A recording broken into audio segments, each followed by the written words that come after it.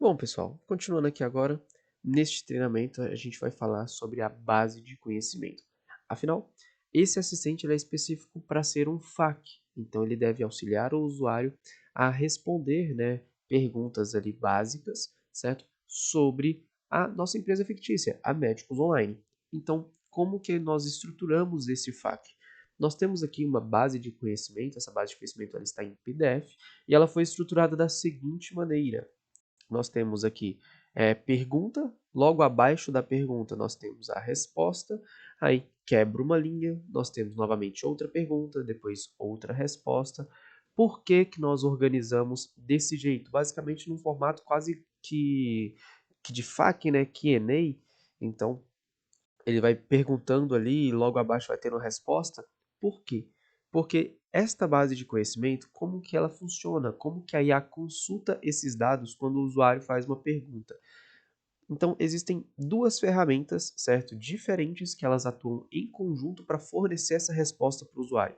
A primeira ferramenta é a ferramenta de busca, certo? Então, como é que funciona a ferramenta de busca? Se um usuário chegar e perguntar quais são as políticas de privacidade, então basicamente, a ferramenta de busca ela vai fazer o seguinte, ela vai ler toda a base de conhecimento, certo? E ela vai extrair trechos da base de conhecimento que ela julga fazer sentido com a pergunta do usuário. Então, por exemplo, eu fui lá e perguntei sobre políticas de privacidade. Ela vai passar aqui por essa base de conhecimento, por este PDF, e ela vai ver que em partes do PDF ele menciona, né, o trecho políticas de privacidade. Então, se a ferramenta de busca ela achar que este trecho aqui faz sentido com a pergunta do usuário, ela vai extrair este trecho da base de conhecimento. Então, por exemplo, eu perguntei quais são as políticas de privacidade da Médicos Online.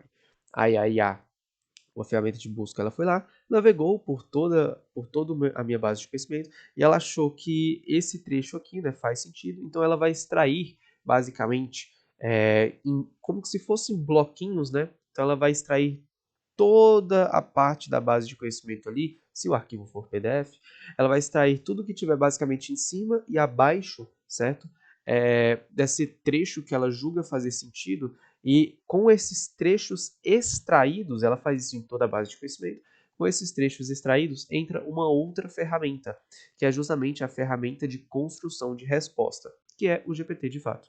Então, como que a ferramenta de construção de resposta vai agir?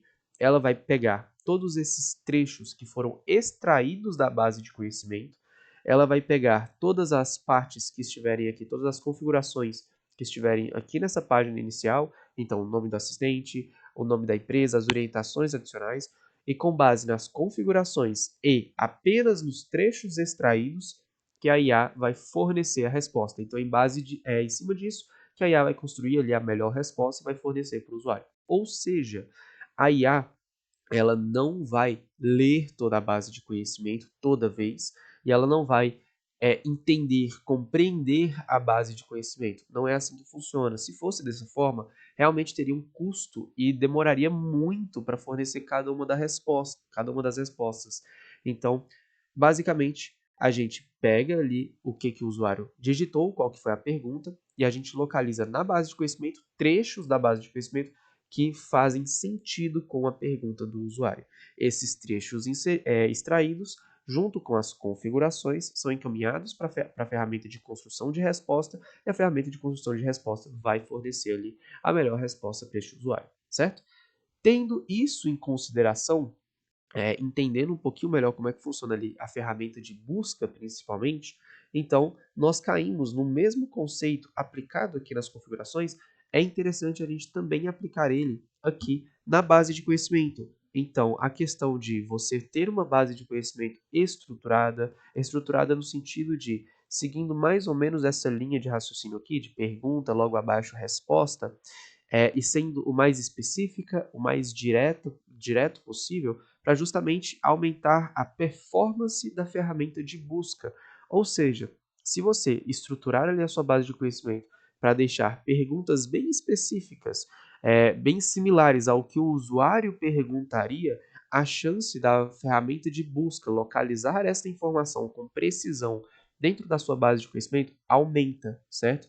Então, O ChatGPT, ele pode sim funcionar com uma base não estruturada, que é, por exemplo, poxa, eu tenho um catálogo de produtos aqui, que é um catálogo de produtos que eu encaminho para os meus clientes. Então, tem as imagens dos meus produtos, na direita tem ali a descrição, tem preço. Se eu pegar esse catálogo, que seja em PDF, por exemplo, e encaminhar para minha como base de conhecimento, o ChatGPT ele pode sim responder corretamente uma pergunta ou outra, só que as chances dele alucinar em cima de uma pergunta pode ser um pouquinho maior. Então, essas dicas é somente visando performance, tá? Então, ele pode sim trabalhar com bases não estruturadas, mas ele trabalha melhor, certo? Com bases mais estruturadas, usando esses conceitos de especificidade e de ser direto, igual eu trouxe anteriormente, certo? Então, como é que funciona? A gente consegue, a questão da base de conhecimento, vocês podem subir quantas bases de conhecimento você quiser. Então, o único disclaimer que tem, a única observação, é que é adicionado um custo de 20 centavos de dólar para cada giga de informação. Isso aqui não é do nosso lado, tá? É do lado da própria OpenAI. Então, a gente não consegue controlar. Então, assim, gigas de informação realmente é bastante coisa, tá? Mas, como funciona? Questão de documento, para você inserir um documento é bem simples. Basta você. Deixa eu só dar uma pesquisadinha aqui. Aqui, ó. Médicos. Aqui. Ó, já está aqui, FAQ interno médicos online. Então eu vou subir esse arquivo. Vocês podem subir quantos arquivos vocês quiserem, certo? E a partir do momento que vocês subirem este arquivo, automaticamente ele já vai estar ali fazendo parte da sua base de conhecimentos e o assistente já vai estar respondendo em cima deste arquivo. Para você alterar um arquivo, basta vocês excluírem e subirem uma nova versão, tá bom? Então acabei de subir o meu arquivo aqui. Se eu já começar a fazer um teste aqui em cima da minha base de conhecimento, então, por exemplo, quais são as formas de comunicação interna? Se eu perguntar aqui, ele já vai começar a navegar na minha base de conhecimento que eu acabei de subir e vai trazer uma resposta bem similar à resposta que está ali na minha base de conhecimento. Então, vou só esperar ele gerar aqui. Aqui, ó, as formas de comunicação interna do Médicos Online incluem o uso de e-mails, Slack e reuniões, que é justamente aqui, ó, ferramenta de comunicação, como e-mails, Slack e reuniões. Então já está tudo certinho, igual a gente trouxe aqui na base de conhecimento, utilizando emojis, que é igual está aqui nas orientações adicionais, certo? Então, automaticamente ele já começa a usufruir desses dados. E também é possível, dentro aqui da base de conhecimento, a gente fornecer integrações externas. O que seria isso? Digamos que você tenha um sistema próprio seu, e que esse sistema você tenha ali uma chamada de API que retorne os preços atualizados de todos os seus produtos. Então, vai retornar uma lista de preços, né, de produtos e preços, sempre atualizado. Você pode criar uma integração, é mega simples, certo? Então, você pode criar uma integração para sempre consumir ali essa sua API de preços. Então, você pode colocar o nome da integração, uma descrição para a IA conseguir saber melhor o que é esse retorno, e aqui é onde você basicamente vai fazer a sua integração. Então, poxa, ele é um guest ou ele é um post, aqui você coloca a URL. Se tiver cabeçalho, você vai colocar esse cabeçalho por aqui também. E se você precisar encaminhar algum corpo dessa integração, você também pode inserir por aqui, certo? Então, tudo que essa integração retornar, a IA também vai levar em consideração para montar a base de conhecimento, certo? Então a IA vai começar a responder dinamicamente, neste exemplo que eu trouxe, sobre as informações ali de preços e de produtos sempre atualizados, beleza? Então é bem tranquilo de vocês colocarem integrações externas também. Então, o que acontece? Se em algum momento a sua base de conhecimento, poxa, minha base de conhecimento aqui na minha visão, ela está estruturadinha, certo? Ela está aqui bonitinha, mas mesmo assim, toda vez que o usuário pergunta sobre procedimento específico para lidar com emergências médicas, às vezes a minha IA não está respondendo corretamente. Então, se a minha IA não está respondendo corretamente, é porque indica que eu preciso ou melhorar a minha base de conhecimento ou melhorar as minhas orientações adicionais. Então eu posso editar esta base de conhecimento aqui, tentando escrever esta perguntinha de outras formas, de formas mais parecidas com o que os meus usuários realmente estão perguntando. Então por isso que existe um acompanhamento e melhoria contínua no fluxo da IA. Você precisa acompanhar como que o seu público está perguntando, certo? E baseado nisso, você ir evoluindo ali e refinando a sua base de conhecimento para deixar ela o mais específica e o mais parecida possível com o que o seu público está perguntando, certo? Isso vai aumentar a chance da ferramenta de busca localizar esse trecho e a ferramenta de resposta formular uma resposta correta. Então, se em algum momento, mesmo a informação estando na base de conhecimento, se ele não estiver retornando o dado correto, você pode refinar a sua base de conhecimento para tentar deixar mais parecido com a pergunta do usuário, certo? E se pode acontecer? E se, mesmo a informação estando presente na base de conhecimento, e se o ChatGPT não responder mesmo assim? Então vocês podem vir aqui nas configurações, certo? E utilizar das orientações adicionais para inserir essas informações mais sensíveis, certo? Por quê? Diferente da base de conhecimento, que apenas é extraído trechos da mesma para construir a resposta, tudo que tiver aqui nas orientações adicionais é levado em consideração no momento da resposta. Então, digamos que, cara, eu tenho aqui essa minha pergunta, né, sobre procedimento específico. Eu já tentei reformular ela de várias vezes, de várias formas dentro da minha base de conhecimento, e mesmo assim, o meu chat GPT, ele não está trazendo a resposta correta. Você pode copiar esta pergunta e você pode colar ela aqui, certo? Por quê? Porque a chance, né, igual eu falei, como tudo que está aqui é levado em consideração no momento da construção da resposta, então a chance do seu assistente de IA responder corretamente essa pergunta quando ela for feita é maior, porque você está garantindo que ele vai ter este contexto, certo? Mas o que acontece? Isso daqui é um pouquinho perigoso. Por quê? Se você começar a colocar muitas coisas nas orientações adicionais, então, digamos que eu comecei a colocar diversas informações aqui nas orientações adicionais. Coloquei várias perguntas que está na minha base de conhecimento, mas que a base de conhecimento não está respondendo. O seu assistente de IA ele pode começar a ficar enviesado. O que seria isso?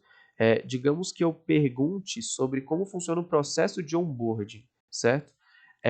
Só que a minha ferramenta de busca, ela vai lá e localizou esse trecho, o processo de onboarding.